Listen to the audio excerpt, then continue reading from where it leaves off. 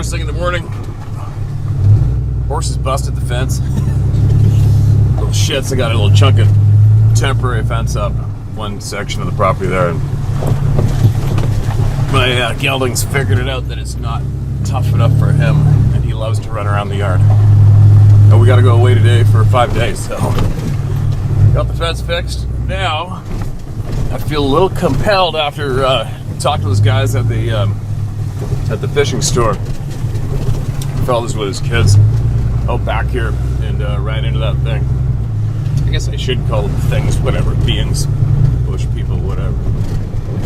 So I'm gonna go out there this morning.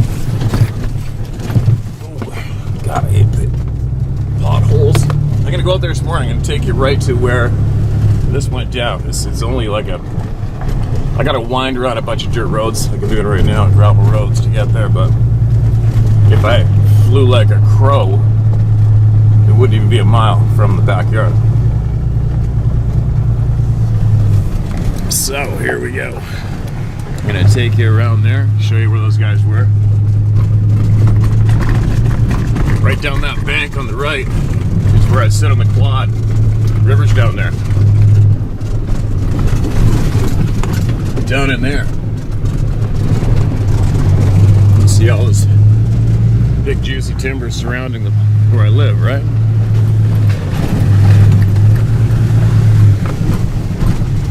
This is the road I take on the quad when I go up to the falls, which is right down the bank here too.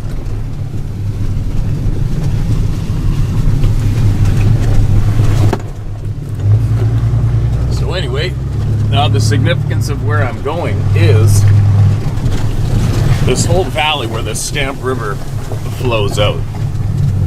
There's a Stamp, the Ash River, the Sprout River. If you go straight up that valley, it goes to you can go to Comox Lake. Now if you Google up Comox Lake and how many sightings there are on Comox Lake, it'll blow up the computer. Strathcona Park is just up this trough on the left. I took you guys there a couple months ago. So John Bendenagel discovered on his own for himself that these beings are very real when he saw the footprints, cast them, and you heard the screams there as well, his wife. And just up ahead of me is Sprout Lake on the left. And that's where people have had dozens of sightings. Somebody wrote in or commented or something, I don't know. They were on a houseboat there in the nighttime last summer. They could hear these things screaming back and forth across the lake, mountaintop to mountaintop.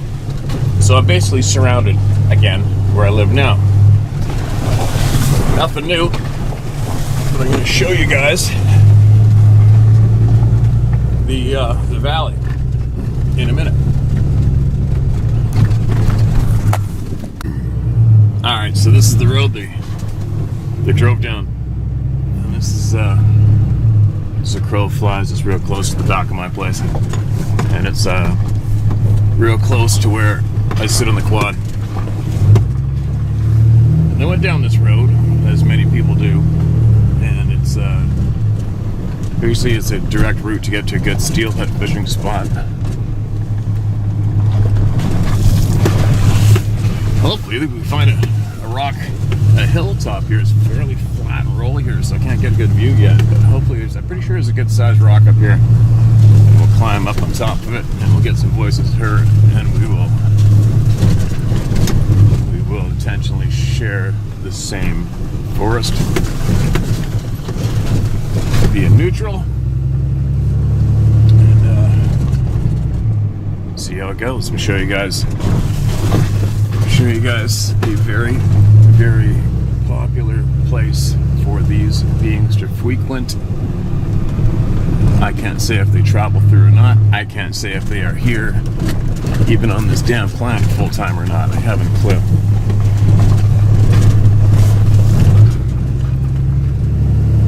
There's a hilltop up there. Maybe I can hike up there. Unless there's something better here. Power line coming through.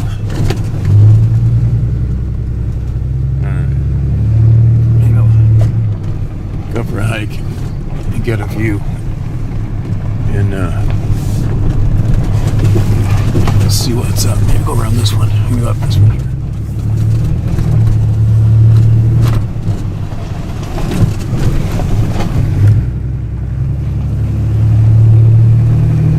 Alright, so right now I'm going directly towards where I live as the crow flies. left. I think I'm gonna climb this rock right here. Screw it. I'm gonna go up there. I'm gonna go up there somewhere. Alright. Now the river, the river is just right over here, right over the bank. It flows down around this little hill. It flows out that way. And I live, as a crow flies, just over top of that. And Sprout Lake, it's just over there. And the highway to Tofino and Ukiulet runs this way. There's a provincial campground about that way, half a mile, where a red-haired strain of these beings have been seen at that campground numerous times. And then we come around, this is a full 180 back this way. And if you go straight up the trough here, I call this a trough. So on this side of these mountains, to the left, that's the trough. Go straight up there, and you'll eventually hit Comox Lake and Strathcona Park up to the left, according to Campbell River. And this whole area all the way back through here is ridiculous with non-stop sightings of these bush people, or whatever you want to call them. And this is where they are. All right, I'm gonna give it a go, because I don't want to go back to the man cave. It's indoors. Maybe we can make the text large or something, I don't know. But it's kind of funny, I was thinking of the amount of people who have wanted me to shut up. It's funny, handful of you might be familiar with the hunting forum I used to post on a long time ago. And somebody started a thread on this topic here in British Columbia amongst all the BC hunters. And there's a couple clowns on there that they wanted me to shut up, and they wanted everybody to shut up so bad. And every single person that was being honest coming forward with something they'd seen or heard, these guys would just dogpile on them with absolute bullshit, insult them, belittle them, and try to tell them that you think, your brain thinks it saw that, but it didn't. And that's how they're coming across. And then, of course, I'm going to go toe-to-toe, because there isn't anybody that's going to make me shut up, and there's not anybody that's going to manage to make anybody else shut up as long as I'm there. Anyway, I was kind of laughing myself on the way here. I was remembering those days for some weird reason. And you bloody well know that those pricks know exactly what I'm doing today on this YouTube channel. And a message to them, well, how you making out now, MFers? Right? How you making out now? Didn't work out so good for you, trying to make the people shut up, did it? And that's a lot of my motive, that's a lot of my fuel to do this. The fact that we're being lied to immensely is enough to keep me doing this. And I've never ever been able to not, how should I say this? I just haven't been able to let the bad guys win. One day, I think I threatened to share a story from my past that'll help you understand a lot more. One day I might, maybe I won't, I don't know, but I have lost a lot to the bad people in the world in the past. And once I realized I could fight back and fight, and I swore I would never lose to the bad people again at all costs. So that's why that's another big reason why I'm here today, you guys. All right.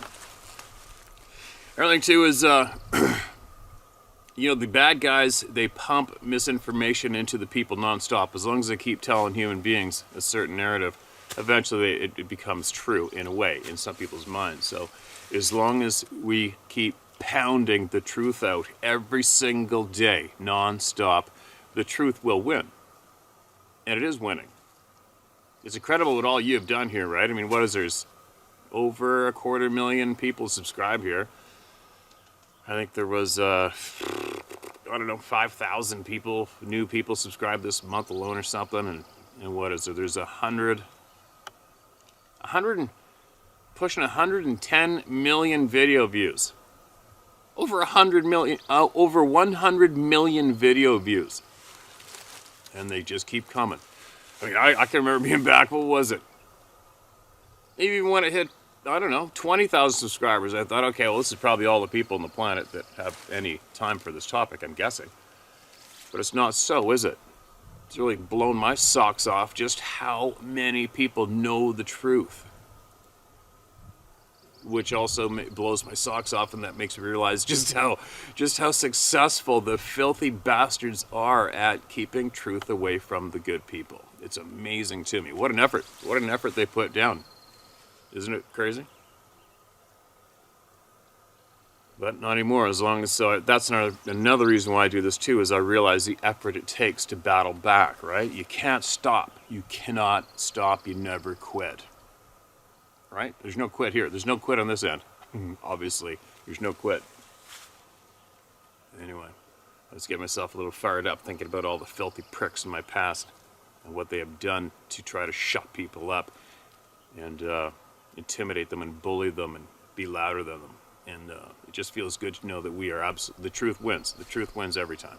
It just takes fight, right? The truth can't win if you quit. The truth can't win if you hide. And the truth can't win if you shut up. So there's my little tiny rant for the day.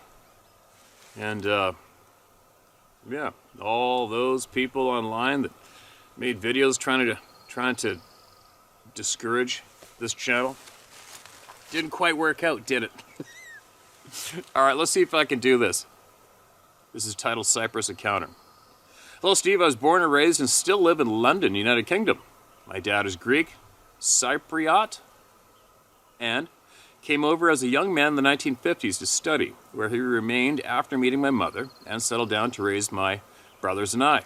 He worked hard all his life until retirement age and now lives in Cyprus with my mother. I'm the oldest and have 2 brothers, which I was responsible for at all times. It was not something I enjoyed but took seriously. My parents were strict. Yes, we were allowed to discipline children back then, LOL.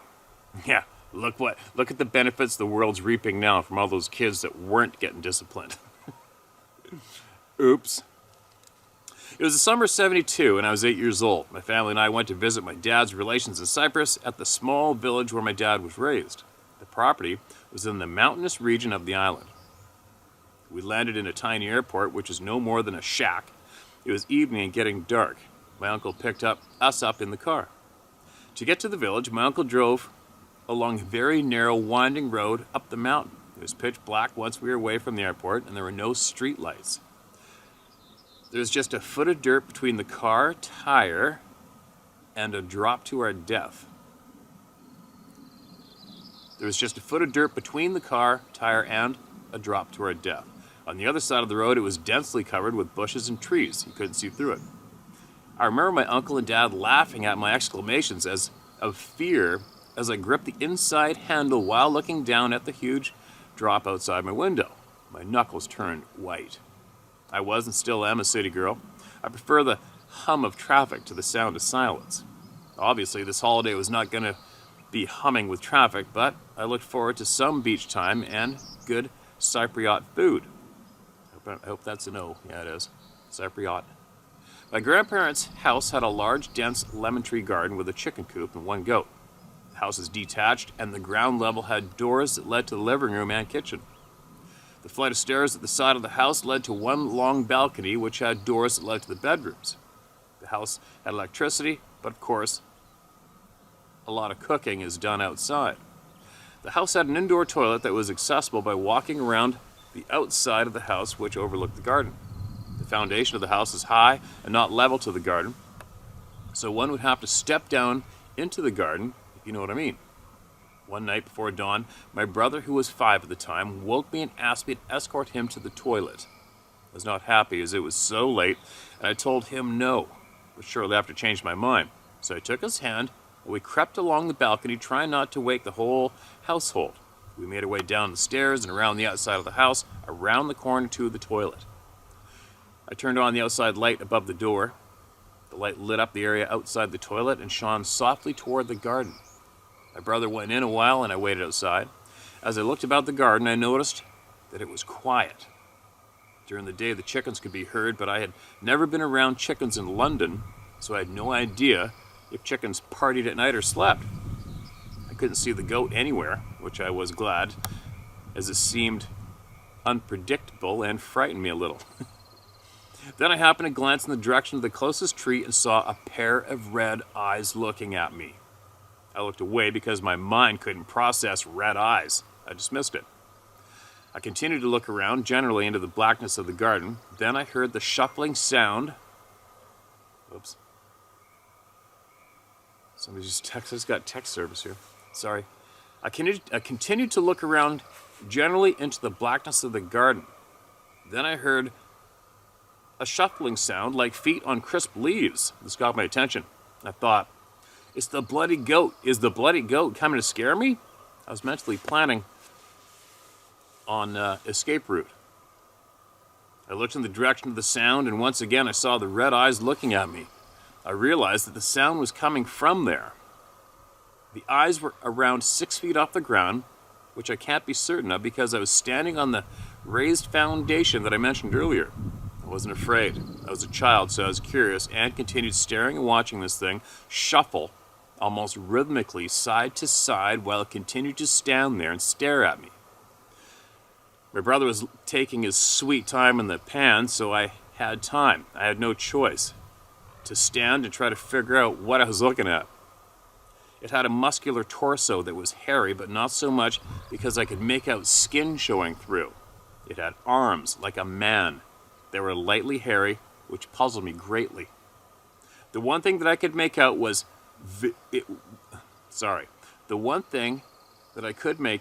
very muscular, very dark, with fur or hair. Unfortunately, or fortunately, the light cast itself only on the parts that were forward-facing. I could not see the lower leg. I noticed that it had an animal-like foot, but I can't be sure which animal. It had self-illuminated eyes. The light from the bulb did not illuminate its face at all, so I have no details. And personally, I believe it stood back deliberately so that it was hidden from me. But the eyes were round with no black pupil and very red. They just stared at me the whole time. It had pointed ears that stood straight up, which were not massive. They were in keeping with the build. Ugh, this is getting creepy. I don't like that description. I believe the height was approximately 6 or 7 feet tall. I was a smart little girl, but I could not identify what I was looking at. In my 8-year-old brain, and for the life of me, I flicked through my mental library of all the animals that I knew of, but nothing registered. Well, I kept eye-to-eye contact with it because I was unsure of its motive, and I needed to protect my brother if it was going to run at us. Around 1 minute later, my brother came out, and without taking my eyes off the thing, I reached for my brother's hand and asked him if he could see the red eyes in the garden. He looked ahead in the same direction and whispered, "Yeah." In a very shaky voice, that was my cue. I shouted, "Run." Yanking his hand, we ran around the corner and up the stairs along the balcony out into our room. We were both shaking. He slept in my bed that night. The next day, I told my dad. He is a Greek Cypriot, and he said he didn't know what it could be. And I followed him as he went to tell my grandmother. I thought maybe I could get some answers. And she started to speak to him in Greek. I don't speak Greek, so I could not understand what was said. But when I pressed my dad on the conversation, he told me to forget about it. I knew better than to push him for answers, so I didn't mention it again. I'd been carrying this experience around for 50 or so years with no answers, until a couple years ago when I happened upon Vic Cundiff's show. I was shocked beyond belief that many other people from all over the world had encountered these creatures. Plus, I now have a name for the thing in the garden: Dogman. My brother can hardly recall the encounter. He said he remembers something, but that's all. The next thing I want to share with everyone is coincidence. My ex-husband told me 30 years ago that he had seen the same thing in Cyprus in the exact same year. At the time he was around 16 years old, visiting his family village. One evening, while enjoying some family time in the large garden, he saw a black, upright figure dart across from one side of the garden and disappearing into the trees. He said it was fast and athletic. He shouted to his family members, "Did you see that?" They all looked about them, but obviously no one saw it. He was curious to know where it had gone and feared its motives, as it had nowhere to run without passing him and the family. He got up, slowly made his way deeper into the garden, and he heard a movement. Next he saw this thing jump straight up and over the garden wall, like it was nothing. Bear in mind the wall was around 10 feet high, which surrounded the garden. He said he was so shocked and a little freaked out, so he decided not to tell anyone in case they mocked him. He was relieved to hear that he wasn't the only one that had seen one of these things. By the way, it was coincidental that we were both in Cyprus visiting family at the same time. My father's village was up in the north, and it was and still is lush and green. Mountain sheep / goats were plentiful then. Not sure about now. The ex's family village was in the south. I'm not certain if it's of its vegetation or food sources. So, that's my 2 sightings in Cyprus, same year / summer 1972. Thank you, Steve, for giving people a safe platform and a voice to air and share them. Susie. Well, thank you, Susie. That was a hell of a share. Appreciate the time of your life you just donated to everybody here.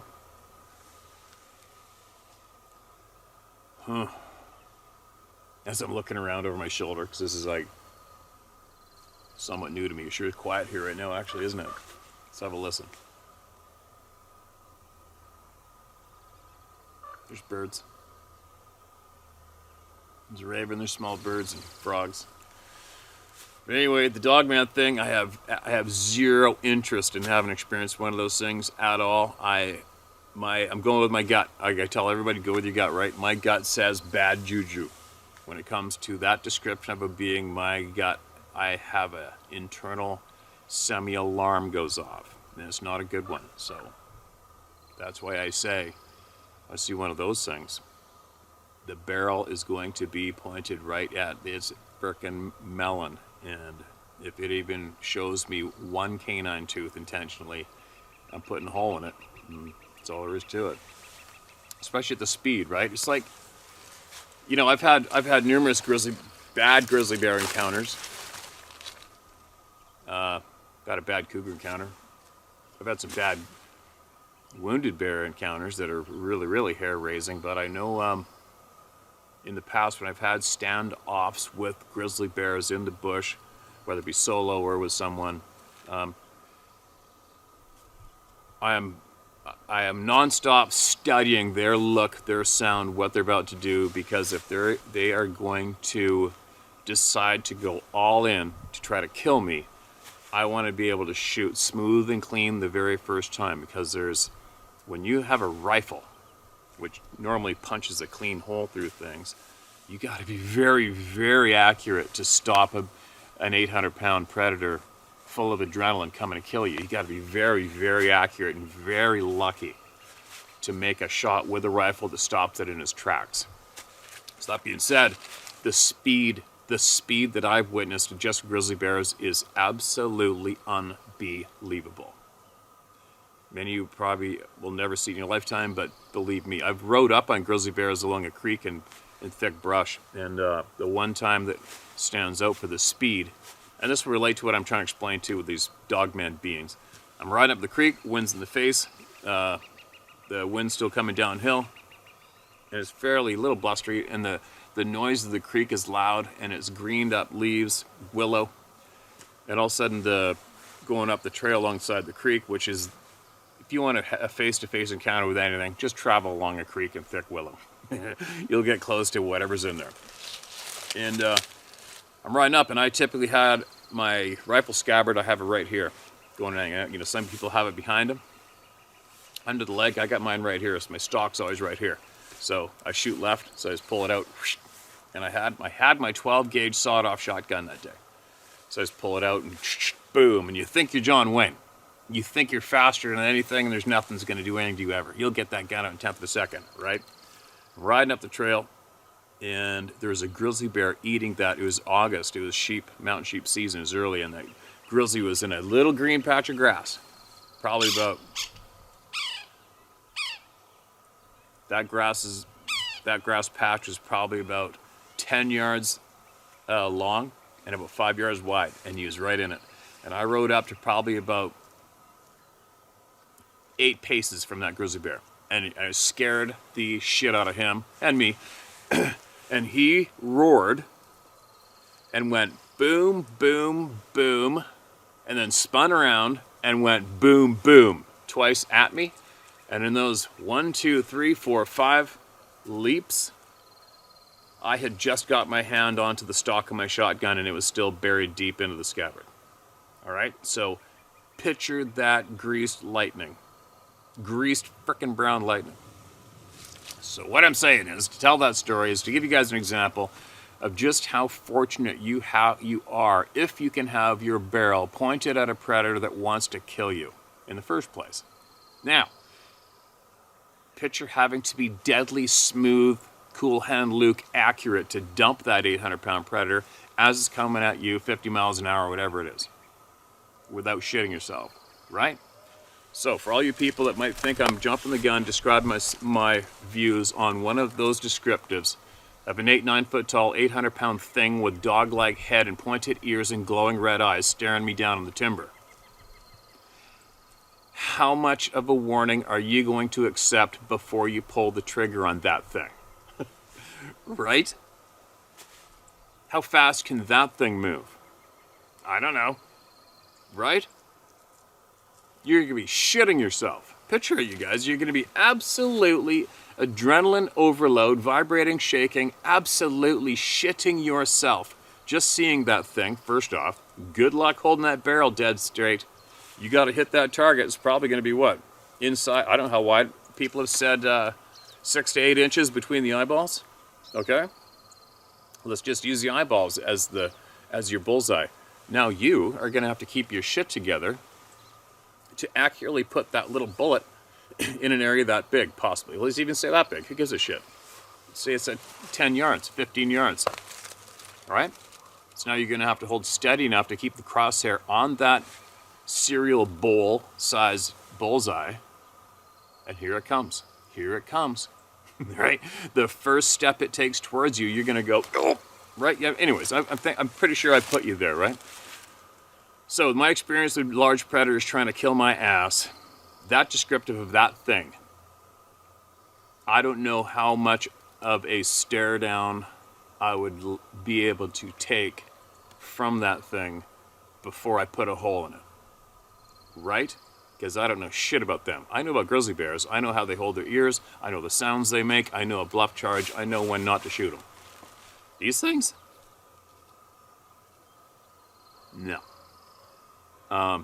If it doesn't turn around and leave. I mean, the number one rule with all predators is the stare down and the eye lock. Do it to a dog. Do it to a human being that you don't know. Do it. Go to any bar, any night. Go anywhere.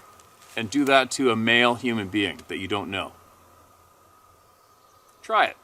See what they do. See the reaction, right? It's the golden rule number one in all of nature. You got eyes in the front of your head, not the sides, and you're staring something down. You mean business. Period.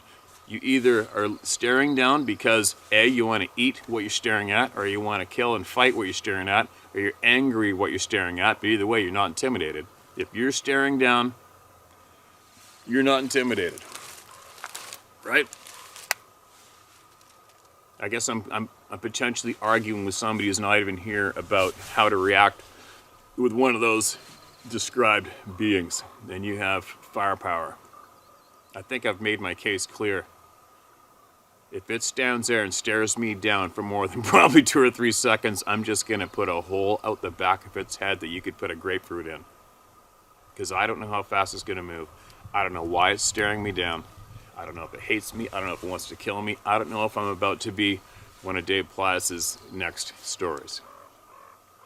Anyway, thanks for putting us there, sort of, with your story in Cyprus. I think it's the first time we've heard from somebody a sighting from Cyprus. But anyway, as I look around,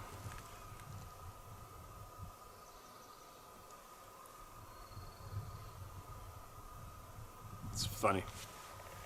Why do I keep going to these places alone? I don't know. Because I can. Because I was born here too.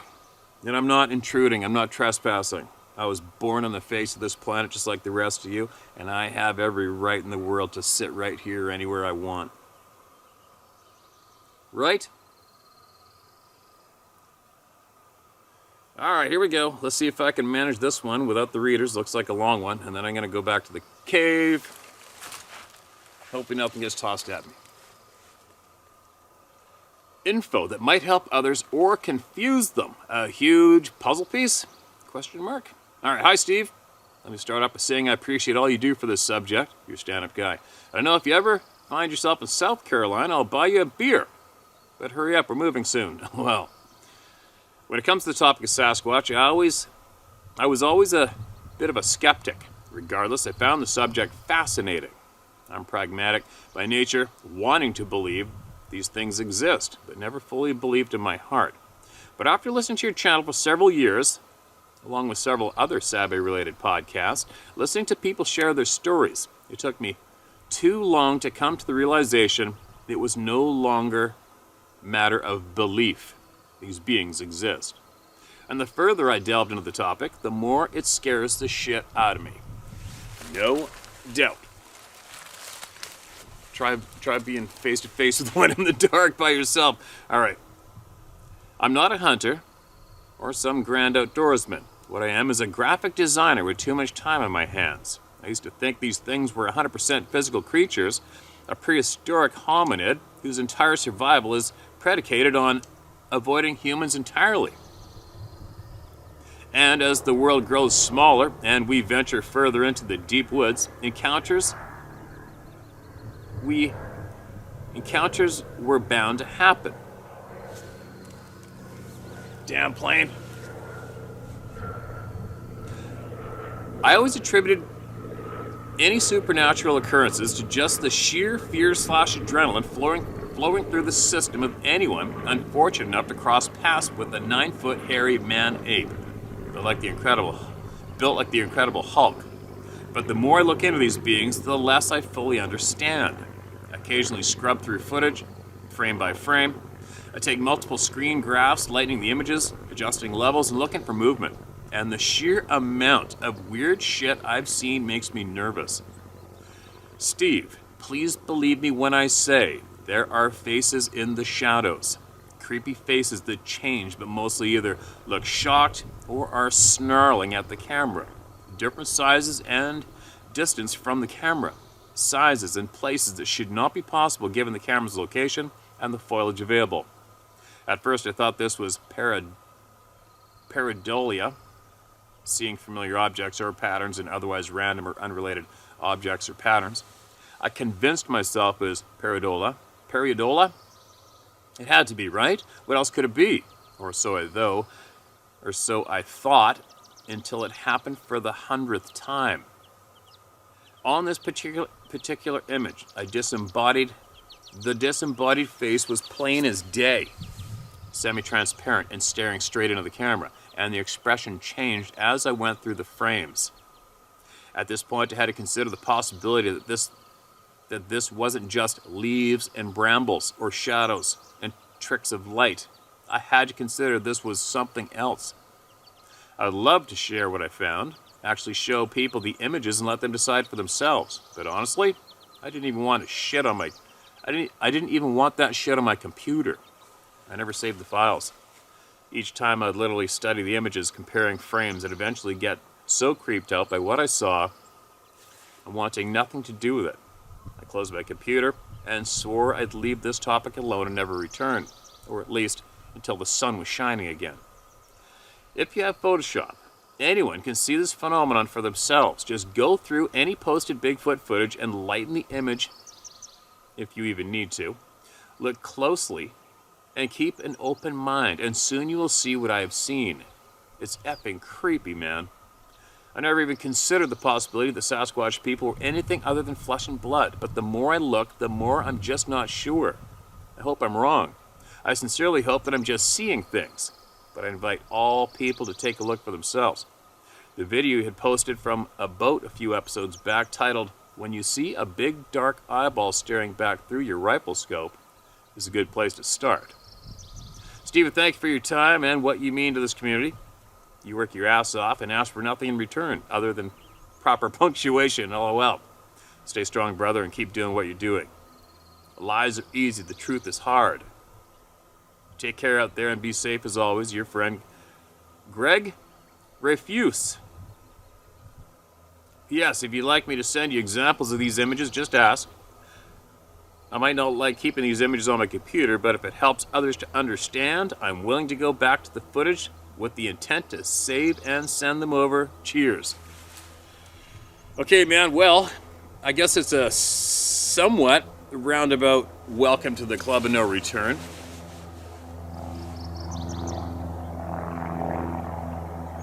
Damn planes. There's a small airstrip right over here.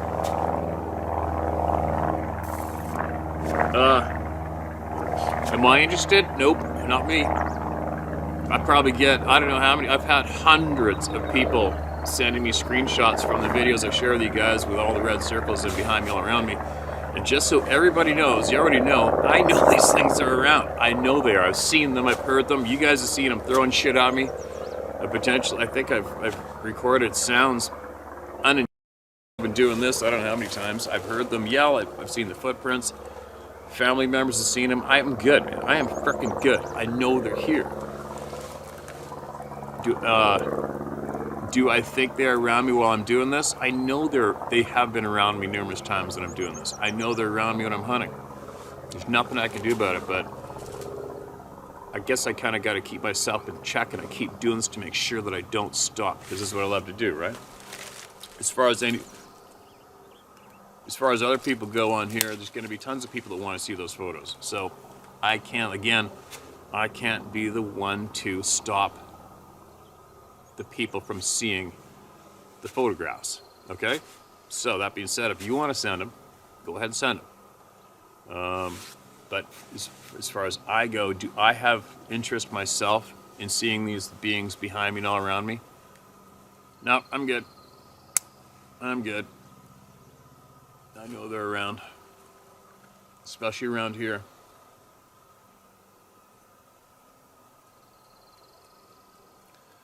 It's funny, like when I go steelhead fishing over here, I look down at the ground when I'm hiking on the trails in the dark. Whenever it is I'm going, I just look at the ground, mind my own business. I intentionally try not to think of them. I don't want to invite any kind of experience that I don't need it. I'm good. I just want to go fishing, man. You know? And I just want to come out here and sit in the woods and share people's emails with you guys. That's all I'm doing. I'm not banging on the tree. I'm not insulting them in any way, and I'm not trying to expose them or do something they don't want me to do. You know? And they're not doing the same to me so far yet. It's an interesting thing, isn't it? Especially like you said, if you never accepted these facts previously, and now all of a sudden your brain kicked in, and you're like, holy shit, this is real. Damn it, this is real. Son of a bitch. Why? You know what I mean? Yeah, it adds a different flavor to life, doesn't it? Instead of just bouncing around like a frickin' brain-dead peanut, being raised by an iPad, staring at a screen and listening to people like Justin Trudeau and Biden and Camilla the brain-dead Harris. Holy shit! It's frustrating. Alright. Let's see if I get one more out. What? Alright, how long is this? Not too long. Here's a different kind of title. Listen to this. Bigfoot digs up dead. Steve, like everyone, thank you. I can't let you use my name because of all the ridiculous bullshit I get when I tell the truth. My name is blank blank. Okay, you know what? Quit being scared. Alright? Quit being scared of people. That's one of the second all of you lose your fear of people is when you begin to become successful in life. And success doesn't mean a dollar sign. All right? When you finally realize that you are free, and being free is just a choice, it's a great place to be. All right? So please stop being scared of human beings, okay? It's a waste of time. It's the biggest enemy we have is ourselves. My name is blank blank. It was 2010, April, Bailey, Colorado. I don't have any readers on you guys, so be patient. Bailey, Colorado. Myself and my family had a nice little house, and we're enjoying the outdoors. As I am sure you know, Bailey, Colorado is a mountain town with Bigfoot sightings. Anyway, about the first part of April, or middle, a doe must have had a stillbirth out in our back lot. In the morning, I let them dogs out, and they made a beeline for the dead doe. I, of course, stopped and called the Department of Wildlife, and they told me to load up the doe and drop it off by the highway. What the F, I said. Anyway, I decided to bury it. I only got about 3 feet down, which I know is not deep enough, but I don't think the depth would have mattered. Okay, that night, I wish I could remember the day, but it was 2:37 a.m., and my bedroom was upstairs facing the east and the back lot, which was fenced about 5 feet high. I remember the time because those red numbers on the clock are burnt into my brain. I heard a grunt and sounded like chatter. I looked out the window, and I said, "What the F?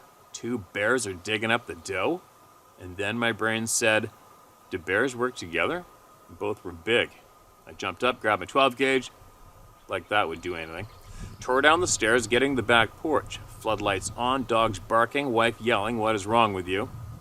Anyway, dug up and gone. Something big. Dug and was fast. And there was sign everywhere. Anyway, thank you. Still confused, and I never heard of Bigfoot digging up the dead. Me neither.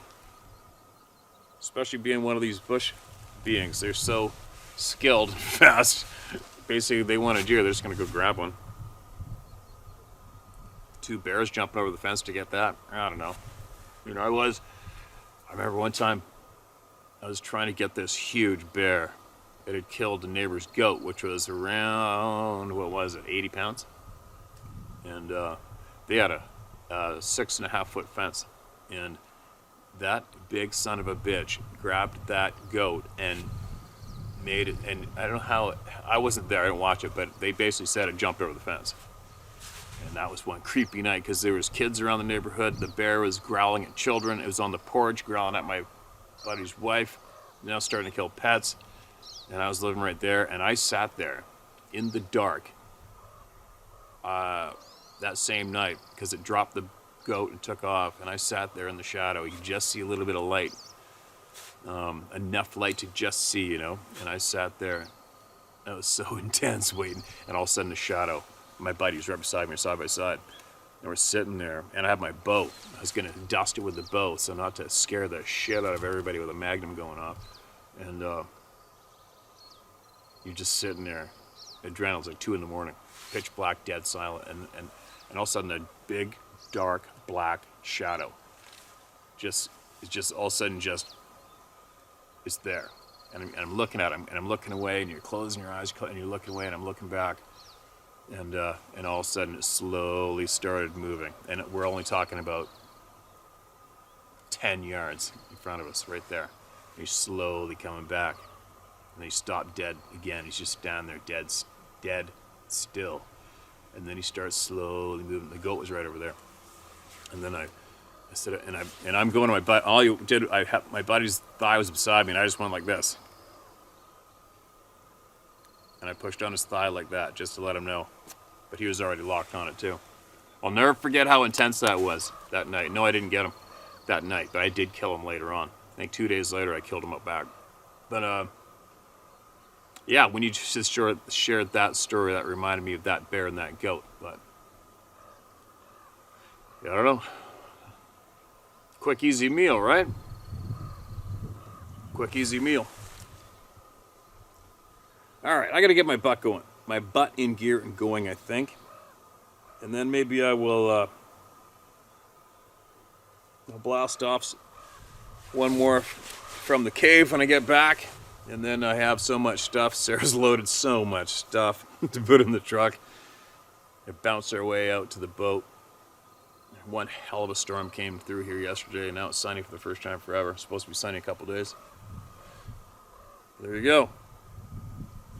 Anybody out there who is scared of people, please don't be scared of people. And go ahead and email what you got. Email it in. All right, email it in to sharemystory@howtohunt.com. We'll get to it. You get it off your chest and get that knowledge shared. It's the right thing to do. You don't have to share your name. Doesn't matter. I respect everybody with that. But I at the same time, I don't need you to share your name. But what I do need you to do, everybody, is I need you to stop being scared of people. Obviously not bad people with guns, but you know what I mean. Just quit being scared of people and what they think. Okay? Follow my lead. Look what I'm doing. You imagine the amount of guys that are familiar with me through what I have professionally done for years. Imagine how those A-type guys that you'd be typically worried about them hammering on you and belittling you because you claim to have seen a 8-9 foot tall hairy upright being in the forest. Imagine the flack that I've got. Well, guess what? I don't get any flack. Nobody says shit to me. Nobody. I don't get any flack. Nobody tries to humiliate me. It just doesn't happen. And it's actually the opposite. I have people come up to me every time I leave the house, recognize me from doing this, and they got something to share. I've never had anybody once point at me and start laughing and ridiculing me or say, oh, there's the guy that believes in Bigfoot. Never once. Okay, you guys? And I run with some A-type personalities, right? Loggers, fishermen, and hunters. All right. You know what? Maybe once I get home, maybe we'll go down that way and we'll go through that same timber. Well, whatever. Why bother? Well, who knows? Maybe I will. We'll see. Depends what kind of mood I'm in. And another quick side note, you can probably Google it up. There is a campground I just drove by here, provincial campground that way. I think it's Sprout Lake Campground, possibly. And there was a whole bunch of sightings by campers right there, too. Just to be how the campsite, which is right here. Right about that way, about, I don't know, just over a quarter of a mile. All right, the 2 coffees got me going this morning, didn't they? Here we go. Talk to you guys shortly.